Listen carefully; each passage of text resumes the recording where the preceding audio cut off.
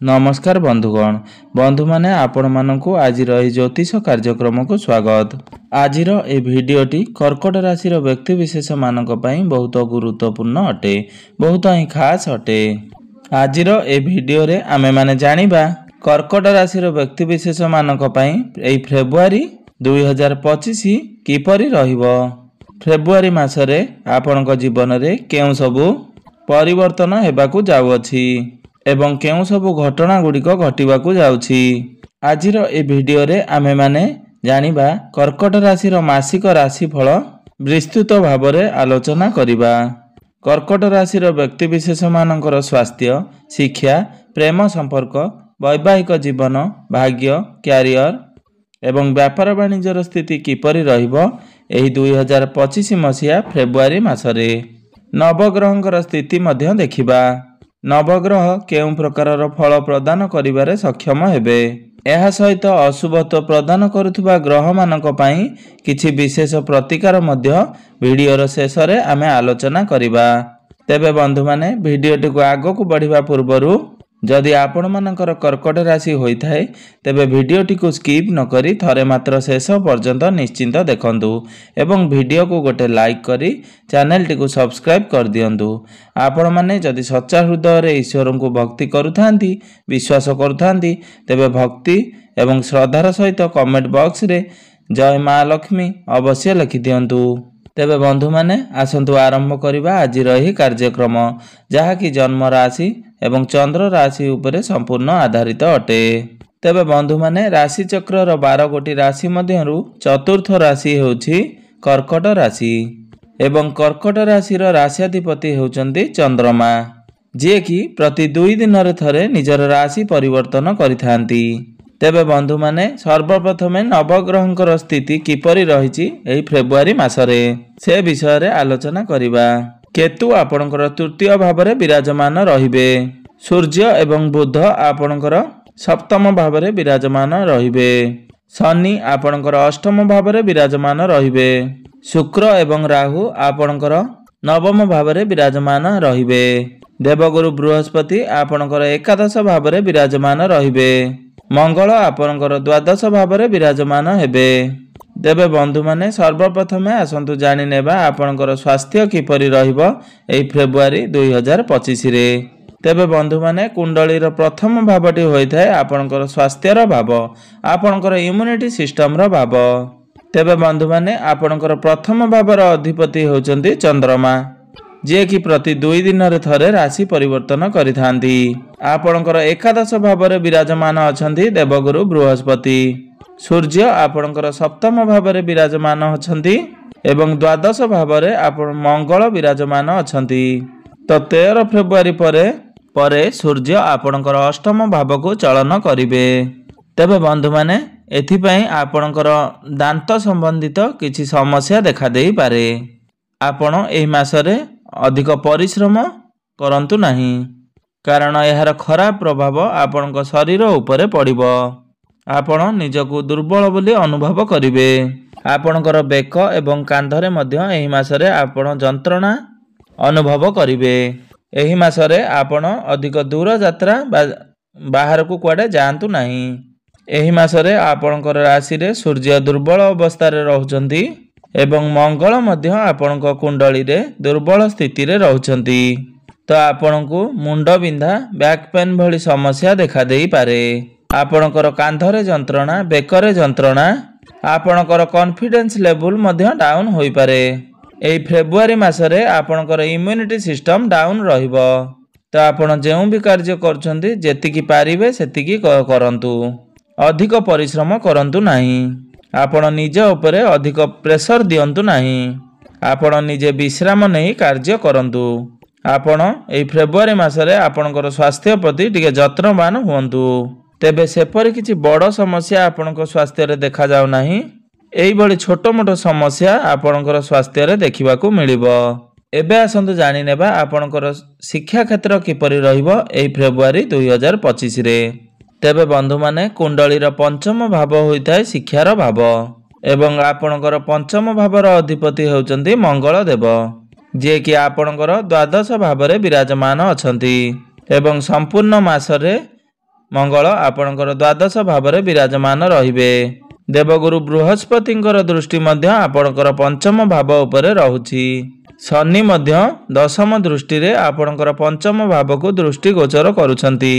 राहुंकर नवम दृष्टि आपणकर पंचम भाव उपरे रहुअछि।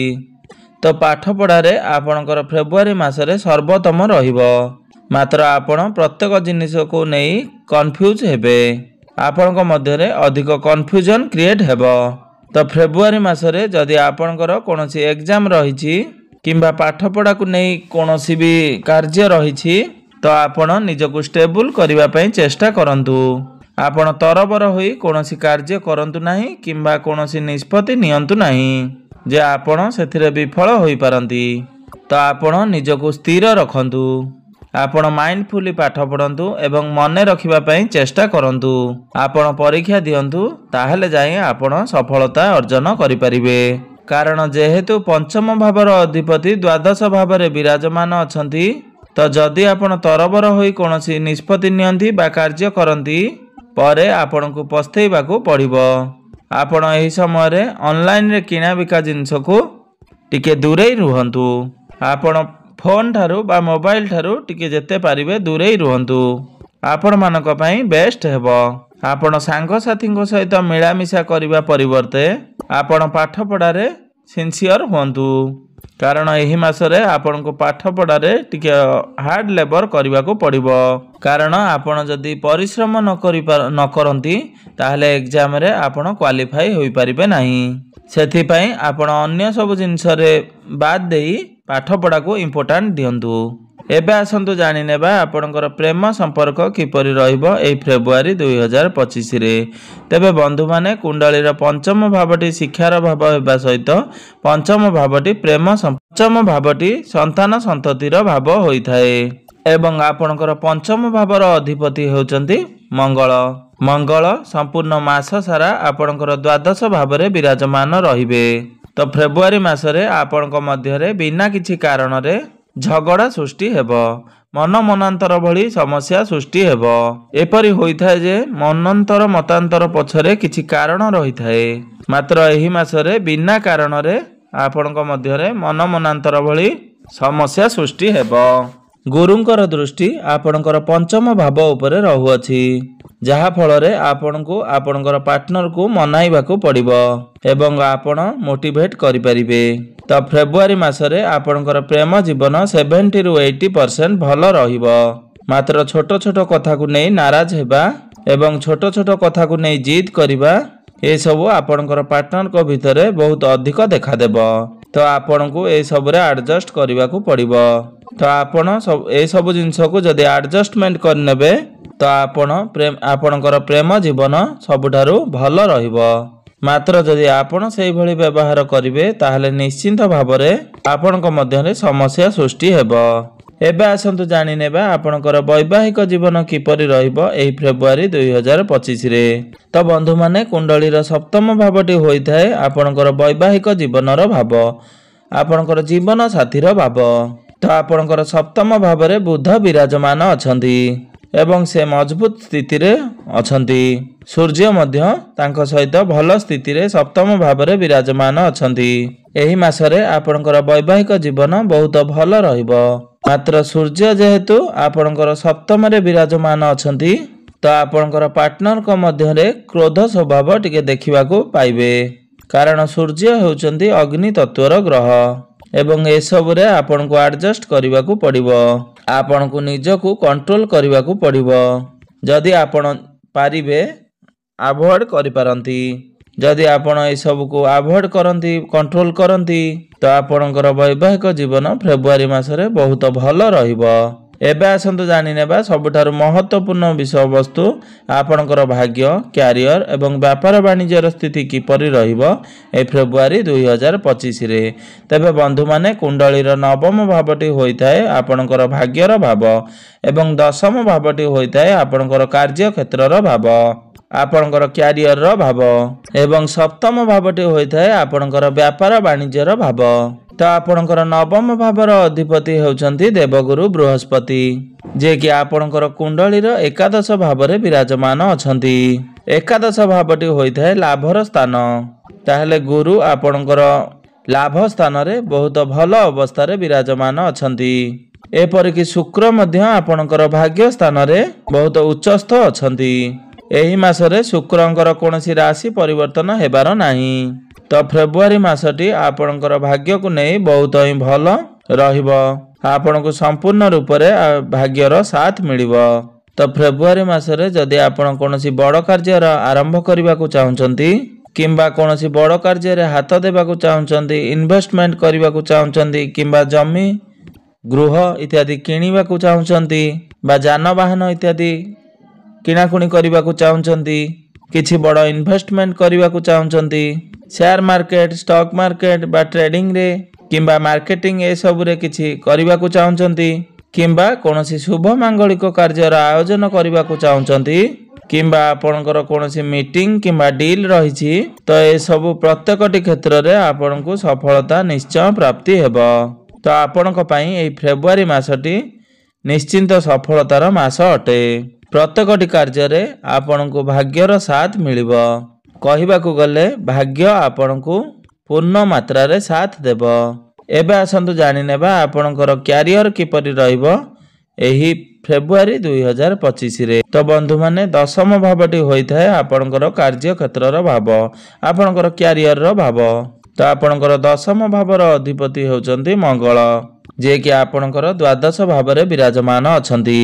एही फेब्रुआरी मासरे मंगलंकर कोनोसी राशि परिवर्तन हेबार नाही। संपूर्ण मासटी मंगल आपणकर द्वादश भावरे विराजमान रहिबे। शनिंकर दृष्टि मध्य आपणकर दशम भाव उपरे रहुअछि। तो फेब्रुआरी मासरे आपणक उपरे कार्यभार अधिक रहिबो। हुएत आपणकर निज काम सहित आपणकर सहकर्मींकर काम आपणको करिबाकू पड़ी पारे। आपणको टार्गेट अधिक आसी पारे। एहा सहित आपणको बेले बेले काम करिबा पई मन लागि न पारे कारण मंगल जेहेतु आपणकर द्वादश भावरे विराजमान अछंती तो सब बेले आपणकर मन डाइवर्ट हेबो। काम कार्य रे आपणकर मन हेतेटा लागिबो नाही। हुए तो आपण निज इच्छा रे काम करिवे नचेत काम को आपण इग्नोर करिवे। तो ई फेब्रुआरी मासरे आपणक मध्यरे आलस्यपण देखा देबो एवं चाकरी क्षेत्र रे परिवर्तनर चिंताधारा आपणक मन को आसीबो। एबे आसंतु जानि नेबा आपणकर व्यापार वाणिज्यर स्थिति किपरि रहिबो ए फेब्रुआरी 2025 रे। तबे बंधु माने कुंडलीर सप्तम भावटी होइथाय आपणकर व्यापार वाणिज्यर भाव। एही मासरे बिजनेस तो आपणकर ठीक ठाक रहिबो मात्र 13-14 फेब्रुआरी परे आपणकर बिजनेस सर्वोत्तम रहिबो। मात्र व्यापार रे टिके उच्च नीच देखा देबो।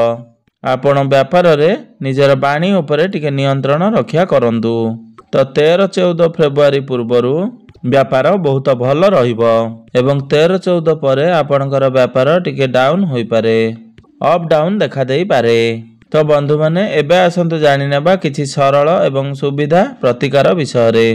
जेउ प्रतिकार गुड़िक करबा द्वारा एही मासरे आसुथुबा अशुभत्व गुड़िक खंडन होई आपणको शुभ फल प्राप्ति हेबो एवं आपणकर भाग्य रे उन्नति आसीबो। तो बंधु माने सर्वप्रथमे